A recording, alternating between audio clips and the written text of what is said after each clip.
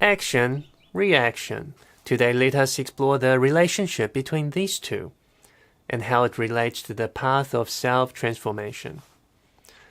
So in life we can do two things. We can react, we can act.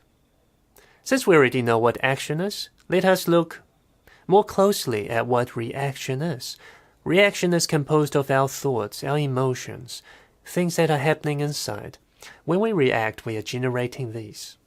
It's important to know that in every moment we are experiencing some sort of reaction in one degree or another, and this truth will become clearer and clearer the more you develop self-awareness, the more you develop stillness. Practices such as meditation and yoga will help you greatly to develop these states of mind. In every moment we are in an experience, and in every experience we are reacting. In one way or another, we can have big reactions such as winning a lottery. We can have small reactions such as the lingering feeling of loneliness when we do absolutely nothing. Now, when we experience these reactions, we can respond it with an action. For instance, when we are angry, we can decide to express it or hide it. When we experience loneliness, we can ring up our friends and meet up with them. So to summarize the relationship between these two, action is what we can do at the physical level to respond to our reactions. So that's basically the relationship. Now let us talk about self-transformation in relation to action and reaction.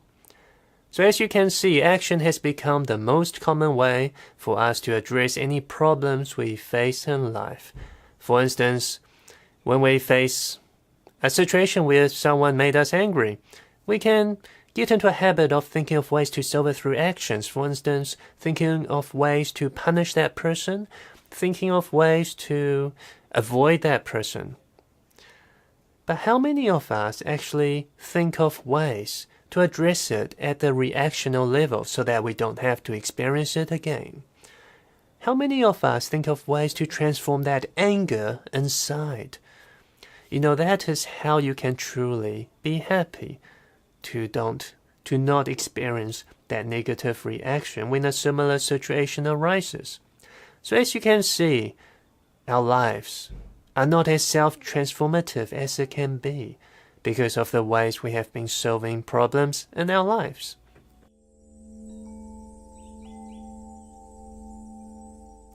Now, I'm not saying that solving problems in life through action is good or bad. I am just simply bring your awareness to the point that without addressing the reactions, the same situation may rise and you may be angry again.